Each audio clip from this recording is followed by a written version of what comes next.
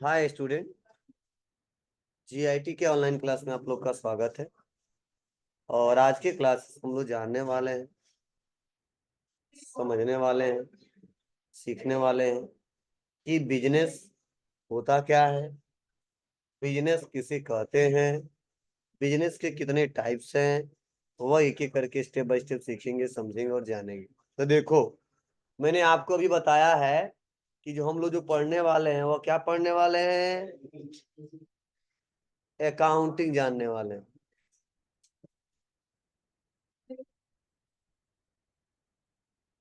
क्या जानने वाले हैं?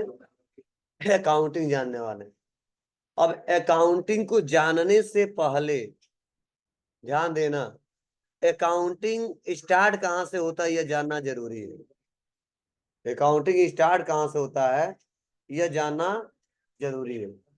तो देखिए, जो ये अकाउंटिंग शब्द है, जो अकाउंटिंग शब्द है, यह जो जनरेट होता है हमारा, वह जनरेट होता है बिजनेस से।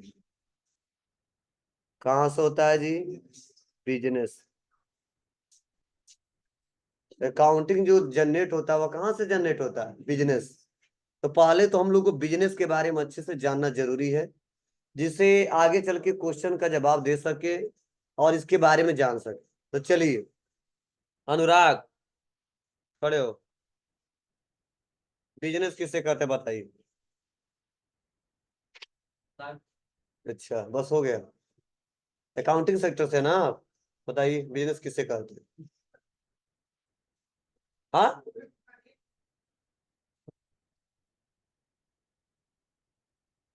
और एक और था कोई। खड़े बाबू, बताओ बिजनेस किसे कहते हैं? बस यही पढ़ाया गया है सर जी से। पहला साल में नहीं पढ़ाया जाता है? अकाउंटिंग चालू होता तो उसी पहले पढ़ाया जाएगा, 2 साल के बाद पढ़ाया जाएगा। तब क्या? बैठ जाओ। वाह। जहाँ से अकाउंटिंग हम करने जाते हैं, और जो कोर्स जिस कोर्स में एडमिशन किए हैं, कराए हैं, जिसके लिए वो नहीं जानते, तो पढ़ना ही का क्या मतलब है, समझ नहीं आ रहा।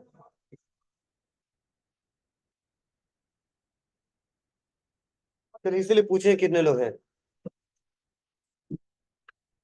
तो चलिए ध्यान दीजिए, आप चाहे किसी भी सेक्टर से हो, मैथ से हो, बायो से हो, आर्ट से हो, ठीक है, कंप्यूटर से हो, मतलब किसी सेक्टर से हो, उससे कोई दिक्कत नहीं है। सबको टैली समझ में आएगा। बस यही है, वो थोड़ा ईमानदारी से पढ़े, तब सबको समझ में आएगा, नहीं पढ़ेगा तो नहीं समझ में आएगा। ठीक है, तो चलिए इसको समझते हैं। तो सबसे पहले हम जानते हैं बिजनेस के बारे में। बिजनेस,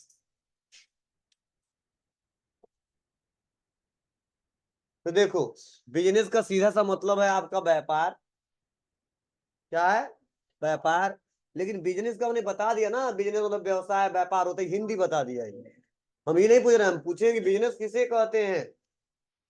ठीक है, तो ध्यान रहे, अगर आज के बाद से आपसे कोई भी पूछता है कि बिजनेस किसे कहते हैं, तो बताना लाभ के उद्देश्य से किया गया कोई भी कार्य बिजनेस कहलाता है। क्या जवाब देंगे? लाभ के उद्देश्य से किया गया कोई भी कार्य क्या कहलाता है? बिजनेस कहलाता है। आप बताओ, क्या आप व्यापार करते हो या व्यापार करने को सोच रहे हो? तो पहला मुद्दा, पहला मकसद आपका क्या होगा जी? व्यापार को चलाएंगे और पैसा कमाएंगे। बोलिए, कोई भी ऐसा पर्सन बता दो जो ये सोचता है कि व्यापार करेंगे और इतना लाख रुपए का नुकसान सहेंगे। ठीक है, होता है, नुकसान तो होता है, लेकिन कोई सोचता है कि हमारा नुकसान हो? व्यापार नहीं चलेगा अच्छे से? हो सकता है अच्छे से चलेगा, तो नहीं हो सकता है, मतलब। लेकिन कोई भी व्यापारी जब व्यापार को स्टार्ट करता है, उसकी नींव रखता है, तो मेन उसका उद्देश्य क्या रहता है? कमाई करना, लाभ कमाना। 100% कोशिश रहता है किसी भी हालत में क्या हो? इनकम हो, लाभ हो। ठीक है, किसी व्यापारी का ये उद्देश्य नहीं होता है कि हमारे व्यापार में नुकसान हो, लेकिन इतना जानता है कि वो लाभ भी हो सकता है और हानि भी हो सकता है। ठीक है, वो कंडीशन के ऊपर है, लेकिन मेन उद्देश्य हमारा रहता है कि कुछ ऐसा मेहनत करूं दिन रात एक करके कि हमारा व्यापार लाभ ही करे, ठीक है, हानि में न हो जाए, नुकसान न हो। ठीक है, तो चलिए यहाँ पे क्या समझ आया। अगर कोई पूछता है बिजनेस किसे कहते हैं तो बताना लाभ के उद्देश्य से किया गया कोई भी कार्य, मतलब एक ऐसा पर्सन जिसका मेन उद्देश्य है उससे पैसा कमाना। किससे? जो काम वो कर रहा है, जो काम वो कर रहा है, समझ जाना वो क्या है, एक व्यापारी, एक बिजनेसमैन। आपको सर क्या क्या आ सकता है? क्या केवल कोई दुकान खोल के बैठेगा वही व्यापारी है? नहीं, ध्यान देना, व्यापारी किसी किसी कहेंगे तो ध्यान दो। अगर कोई भी पर्सन है, कोई ऐसा काम कर रहा है जिसकी जगह वो पैसा ले रहा है, जैसे अब चाहे वो आपको या मार्कर दे दे और पैसा ले ले, बताए मूल्य इतना है, उस पर डील कर रहा है, ठीक है, या मार्कर ना बेचे, हम कोई आपको सेवा दे दे, क्या है, सेवा दे दे, और सेवा में बहुत कुछ हो सकता है, सेवा में बहुत कुछ हो सकता है, ठीक है। अगर कोई भी सर्विस हम दे दे, ठीक है, उसके जगह हम पैसा ले ले, तो भी हमारा क्या कहलाएगा, बिजनेस कहलाएगा। मतलब वैसा कार्य जिस पे डील किया जाए, क्या किया जाए, डील किया जाए। और डील किसके बीच की जाती है, डील किसके बाद की जाए, दो व्यक्तियों के बीच की। जो डील होता है वह किसके बीच होता है, दो व्यक्तियों के बीच होता है, ठीक है, एक लेफ्ट साइड और एक राइट साइड, एक दायां पक्ष एक बायां पक्ष। और हमेशा जो डील होता है उसका कोई ना कोई वैल्यू होता है, हमेशा जो डील होता है क्या होगा, कोई ना कोई उसका वैल्यू होगा। तो ध्यान देना, मतलब मैं आपको पढ़ा रहा हूं ना, तो मेरा भी एक व्यापार है, बिजनेस है, एक प्रोफेशन है जिससे पैसा हमारा अर्न होता है, क्लियर है ना। और या हम यही सामान बेच दें, उस पर डील कर रहे हैं, वो भी हमारा व्यापार है। मतलब वो एक्टिविटी जो हम कर रहे हैं और उस पर पैसा चार्ज कर रहे हैं, आज चाहे कल चाहे 2 दिन के बाद, लेकिन चार्ज कर रहे हैं, उसका रेट हमने डिसाइड किया है, कितना पैसा आपको लेना है और इतना पैसा देना है, यह मेंशन किया जा रहा है, उसे ही हम कहेंगे बिजनेस। इसीलिए एक लाइन में बताना और बता देना, लाभ के उद्देश्य से किया गया कोई भी कार्य क्या कहलाता है, बिजनेस कहलाता है। अब चाहे वो सर्विस वाला हो, चाहे किसी सामान को बेचे या खरीदे, ठीक है। और हमेशा जो बिजनेस होता है, जो व्यापार चलता है, वो हमेशा क्या होता है, उसमें दो लोग इन्वॉल्व होते हैं, एक बेचने वाला और एक खरीदने वाला, एक देने वाला और एक लेने वाला, क्लियर है ना, इसे बोलते लेन देन, ठीक है। वो आयात निर्यात दूसरा हो जाएगा, वो कंट्री की बात आ जाएगी। क्रय विक्रय बोलते हैं, एक अलग बात है, एक खरीद बिक्री अलग है, आयात निर्यात तो कंट्री वाला आ जाएगा, इंटरनेशनल। चलिए क्लियर है सबको। अब देखिए, अब देखो, अब हम बताने वाले हैं कि देखो, अब इसी बिजनेस का अब कैसे पता करेंगे क्या लाभ हुआ, बोलो, कैसे पता करेंगे कितना नुकसान हुआ है। तो यह बिजनेस में देखने के लिए हमको अकाउंटिंग करना होता है। क्या करना होता है, अकाउंटिंग करना होता है, समझ आया ना, मतलब लेखा जोखा रखना होता है। लेखा जोखा मतलब आप व्यापार में कितना क्या किए हो, ठीक है, शुरू से लास्ट तक उसका जो लेखा जोखा होता है डिवाइज, वह किसमें किया जाता है, अकाउंटिंग में किया जाता है। और जब तक अकाउंटिंग हम बेटर तरीके से नहीं कर पाएंगे, तब तक हम ना अपने व्यापार में होने वाला प्रॉफिट के बारे में पता कर पाएंगे और ना व्यापार में होने वाले लॉस के बारे में पता कर पाएंगे। इसीलिए पहले तो हमको क्या सीखना है, बताइए, पहले हमको सीखना है अकाउंटिंग, और अकाउंटिंग का क्या, बेसिक टर्म्स कंसेप्ट, अकाउंटिंग का बेसिक टर्म कंसेप्ट। एक कौन फोन चला रहा है जी, ठीक है बाबू, समझ बात है आपको। चलिए क्या मतलब है, बोलिए। यहाँ पे अब हम लोग अकाउंटिंग सीखेंगे ना, तो अकाउंटिंग सीखने के लिए आपको पूरा दिमाग यहीं पर रखना होगा और होशो हवास में रखना होगा। ठीक है, इधर उधर सोचना नहीं है। ये नहीं हमारे क्लास में बैठ रहे हैं और मैसेज का इंतजार कर रहे हैं और घर पे बात चल रहा है, ठीक है, यह टेंशन है वो टेंशन है, यहाँ पैसा नहीं मिला, यह नहीं हुआ हुआ हुआ, तो समझो टैली आपको समझ में नहीं आने वाला है। पहले बता दे रहा हूँ, सबके यहाँ परेशानी दिक्कत होती है। हमारे यहाँ भी टेंशन है, लेकिन सब टेंशन छोड़ के आते हैं, बस पढ़ाते हैं। नहीं तो पढ़ाते वो सोचने लगे कि इनको इतना कर्जा देना है, इनको दवाई कराने जाना है, यह करना वो करना है, तो पता चला कि हम दवाई के बारे में पढ़ाने लगे यहाँ। ठीक है, तो दिक्कत सबके यहाँ है, हमारे यहाँ भी है और आपके यहाँ भी है, और ये दिक्कतों से कोई बाहर नहीं निकल सकता। यही जीवन है, दुख सुख हमेशा आता रहता है, लेकिन प्रेजेंट टाइम में जहां पे जा रहे हो उसको छोड़ के जाओ। समझा ना?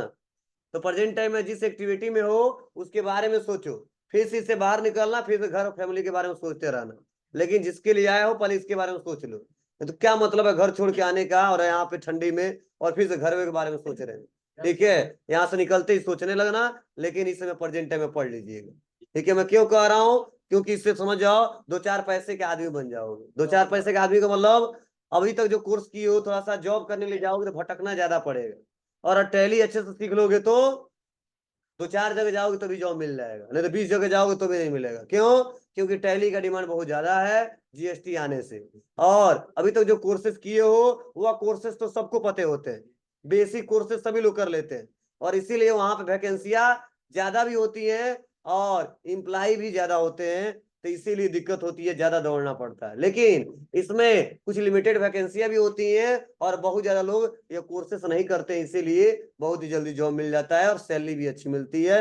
इसलिए मैं कह रहा हूँ, नहीं तो जैसे बटैया पढ़ाई पढ़ते थे वैसे पढ़ना, तुम लोग जान लो। हाँ, आगे बढ़ते हैं। अब देखो, इसी बिजनेस में अगर कोई पूछे सर बिजनेस जो लोग करते हैं उनकी कैटेगरी कितने हैं, मतलब कितने टाइप्स के व्यापारी आ जाते हैं। ठीक है, तो टाइप्स ऑफ बिजनेस बोलेंगे इसको, तो ध्यान देना। अब टाइप्स ऑफ बिजनेस में देखो, सबसे पहला जो नाम आता है वो आता है ट्रेडिंग का। मतलब इसे पहला मत बोल देना, हम बता रहे हैं आपको समझाने के लिए। और जो दूसरा आता है वो आता है मैन्युफैक्चरिंग।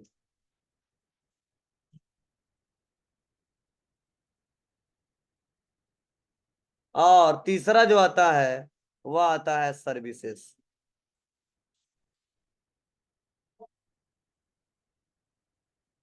अब समझना। हाँ, लिख लोगे तो अच्छा रहेगा। देखो, बिजनेस, और बिजनेस में यह तीन आते हैं, क्या क्या? ट्रेडिंग, मैन्युफैक्चरिंग और सर्विसेज। अब यही आज हम चर्चा करेंगे कि ट्रेडिंग क्या है, मैन्युफैक्चरिंग क्या है और सर्विसेज क्या है।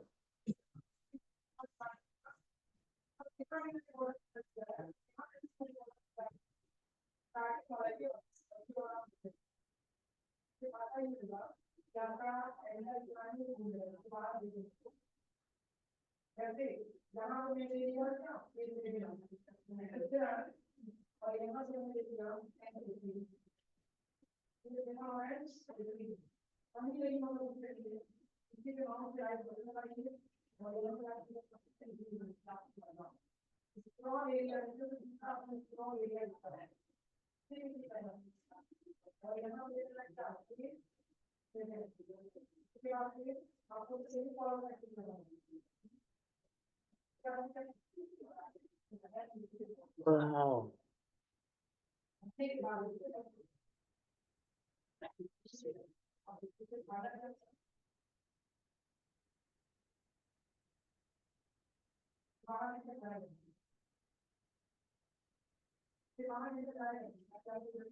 हो गया बाबू? चलिए, अब हम लोग एक एक करके समझते हैं एक एक के बारे में। सबसे पहले आज हम लोग जानने वाले हैं, वो जानने वाले हैं ट्रेडिंग के बारे में। किसके बारे में? ट्रेडिंग के बारे में। चलिए तो स्टार्ट करते हैं और एक एक करके समझते हैं।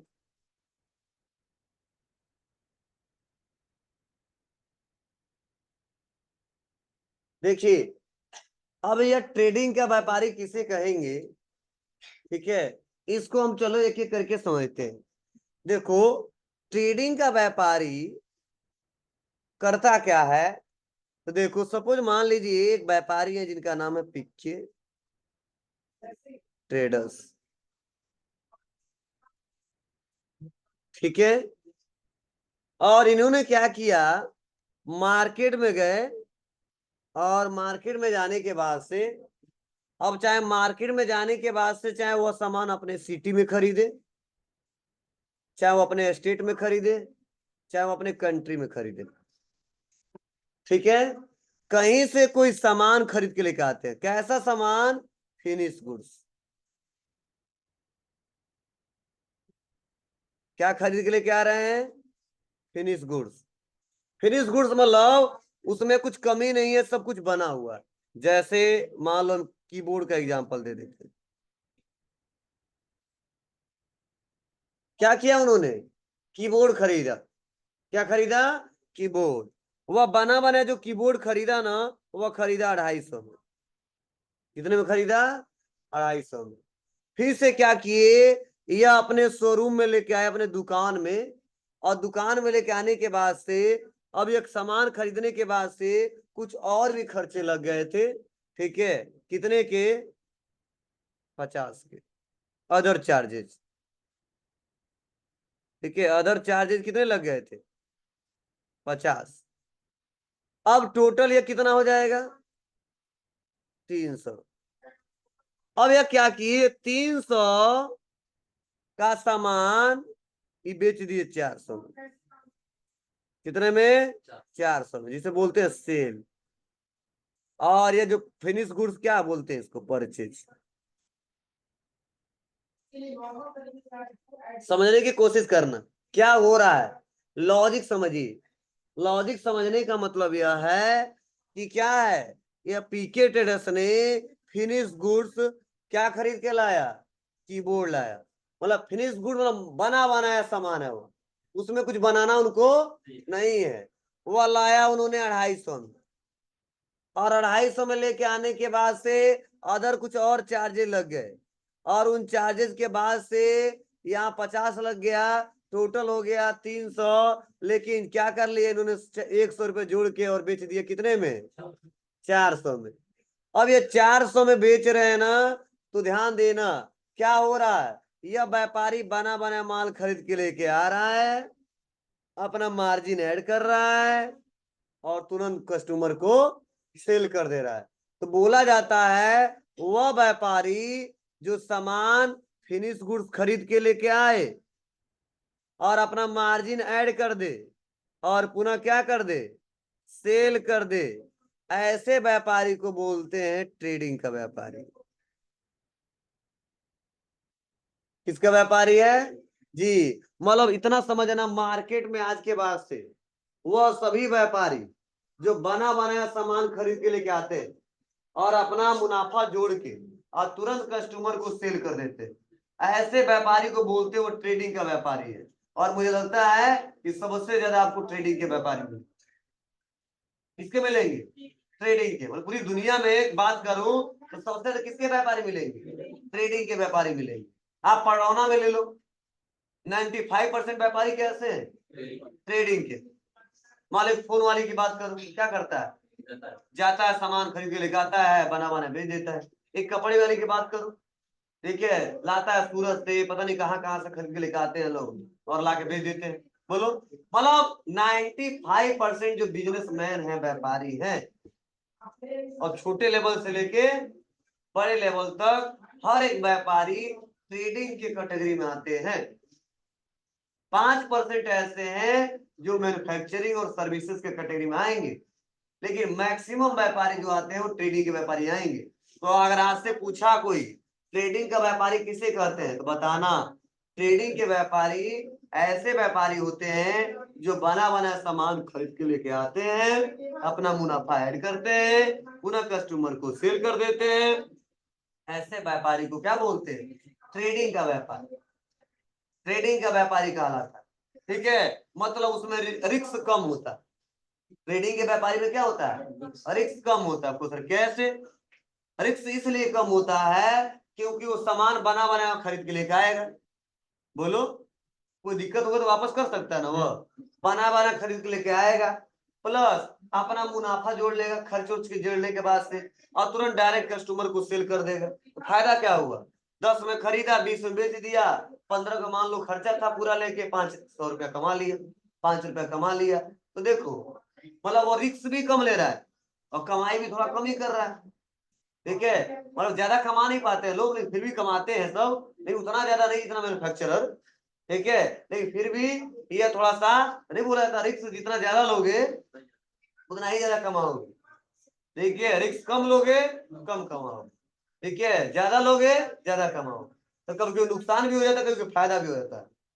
बोलो, ध्यान देना, बस उतना मतलब मैं समझाने की कोशिश कर रहा हूँ। आज के बाद में मार्केट में देख लेना कभी किसी को, और आपको देखना वो व्यापारी कर रहा है, ठीक है, तो वो व्यापारी व्यापार कर रहा है तो क्या कर रहा है, सामान खरीद के लेके आ रहा है, फिर से मार्जिन ऐड कर दे रहा है, और फिर उसको क्या कर दे रहा है, सेल कर दे रहा है। तुरंत क्या करोगे आप, समझ जाना क्या है।